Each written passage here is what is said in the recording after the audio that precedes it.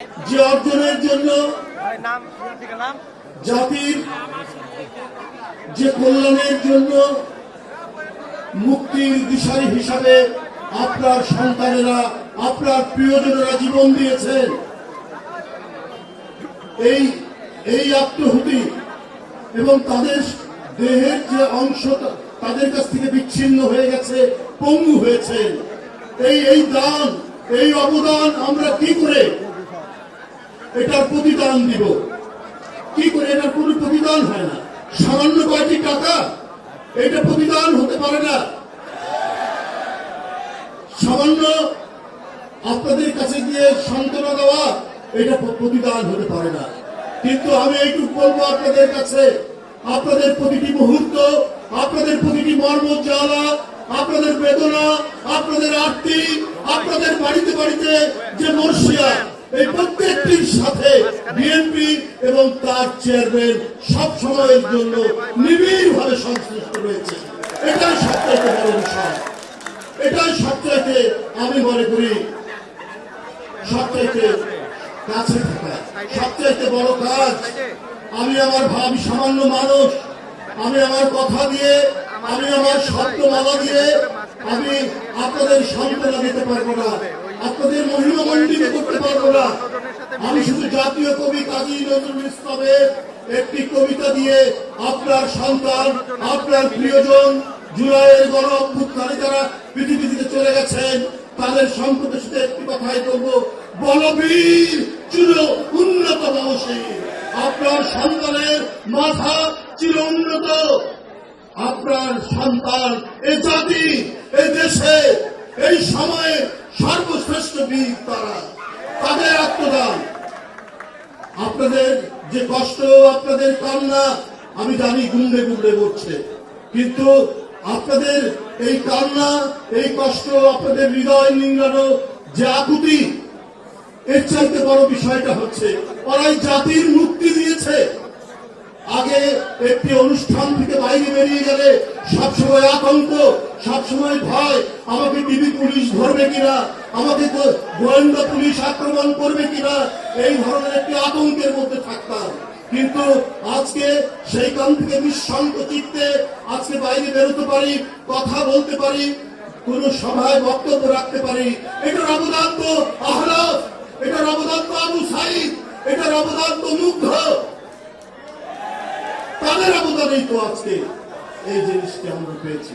বন্ধুরা, আমরা ছেলেবেলায় আমরা যখন কলেজে পড়ি একটি ইংরেজি কবিতা পড়েছিলাম আলফ্রেড টেনিসনের, half a league, half a league, half a league onward,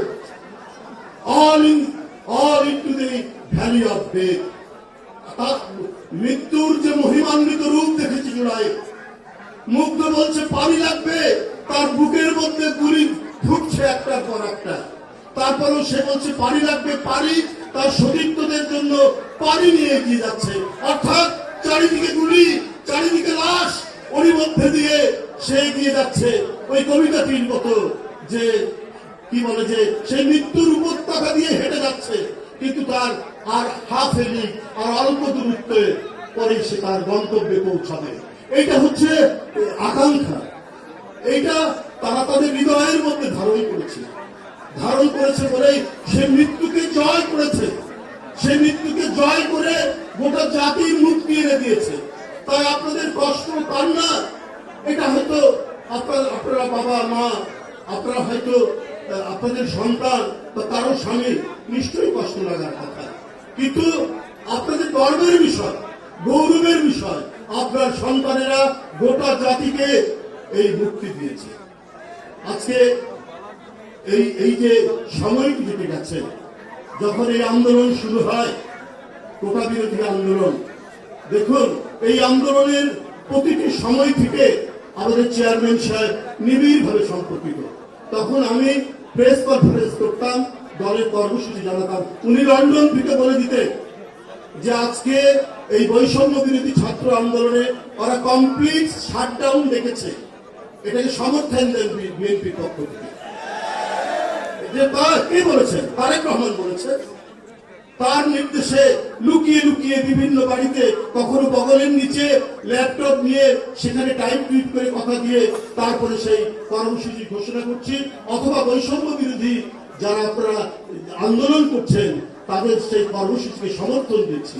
Tarique Rahman কদিন আমি শুনেছি কেউ কেউ বলেছেন যে তারেক রহমান সাহেব 17 বছর হয়তো অনেক কিছু দেখেননি, উনি যা দেখেছেন আমরা দেশে থেকেও সেটা দেখিনি। এটাই অত্যন্ত বাস্তব সত্য কথা। উনাকে ফ্যাসিবাদ শেখ হাসিনার সর্বপ্রথম শিকার তো তারেক রহমান, তার পরিবার এবং তার মা। তার মা কি একটা ধ্বংসস্তূপের মধ্যে তাকে বছরের পর বছর জেলে আটকে রাখেনি? তার চোখে অপারেশন ছিল, তিনি 2017 কেমন তিনি চোখে অপারেশন করে সেটা ভাবি এখানে বসে আছে, তিনি ডাক্তার, তিনি জানেন। সেই চোখে অপারেশন নিয়ে ওই ধ্বংসস্তূপের জেলখানায় চারিদিকে ধুলো উঠছে, বালি উঠছে, সিমেন্ট উঠছে, ওর মধ্যেই তাকে থাকতে হয়েছে। গোটা জাতির বেদনাকে নিজের হৃদয়ের মধ্যে ধারণ করে দেশনেত্রী বেগম খালেদা জিয়া শুধু গণতন্ত্রের মুক্তির জন্য, গণতন্ত্রকে পুনঃপ্রতিষ্ঠার জন্য তিনি বছরের পর বছর কারাগারে থেকেছেন। গোটা জিয়া পরিবার এক ভয়ঙ্কর ফ্যাসিবাদের নিপীড়নের মধ্যে, এক ভয়াবহ অক্টোপাসের জালের মধ্যে বন্দী থাকতে হয়েছে তাদের, এবং তারা থেকেছেন আন্দোলনের মধ্যে দিয়ে মাঠ প্রস্তুত করেছেন। এবং আপনাদের মনে রাখি, এই যে কোটা বিরোধী আন্দোলন, এটার প্রথম শব্দ যিনি উচ্চারণ করেছেন, যার কণ্ঠ থেকে প্রথম উচ্চারিত হয়েছে, তিনি তারেক রহমান।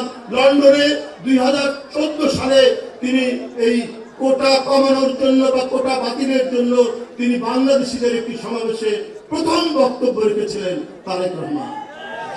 যে পথ নিয়ে 2018 সালে কোটা বিরোধী আন্দোলন, এবং সেটা ক্রমান্বয়ে এগিয়ে গিয়ে জুলাইয়ের আন্দোলন, 5ই আগস্টের ফ্যাসিবাদের পতন।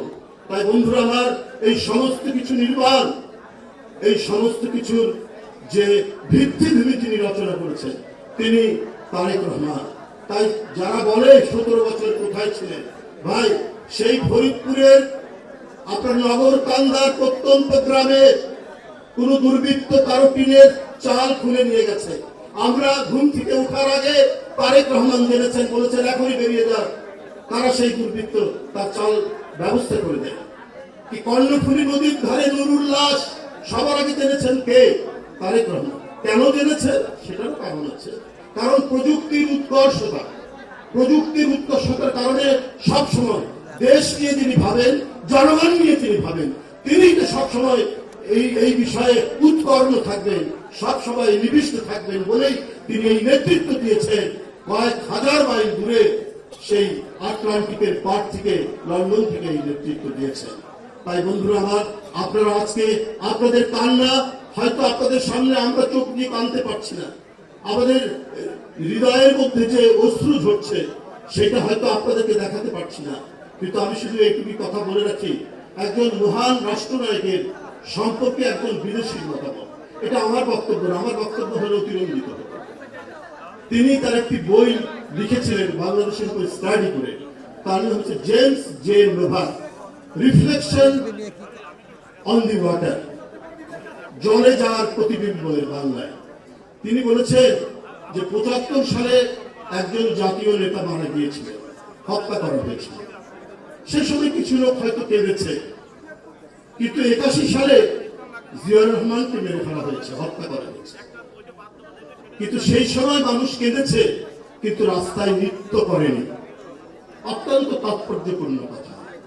আপনার সন্তানরা যারা শহীদ হয়েছেন, আপনার সন্তানরা যারা পৃথিবী ছেড়ে চলে গেছেন, আর গণতন্ত্র, বাক স্বাধীনতা এবং পৃথিবীতে সভ্যতার যে অবদান গণতন্ত্রের মধ্যে দিয়ে, এই মহান এক আদর্শের জন্য তারা লড়াই করেছে।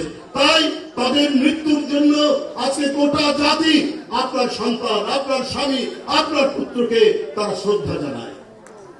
আল্লাহ তাদের বেহেশত নসিব করুন। খোদা হাফেজ। বাংলাদেশ।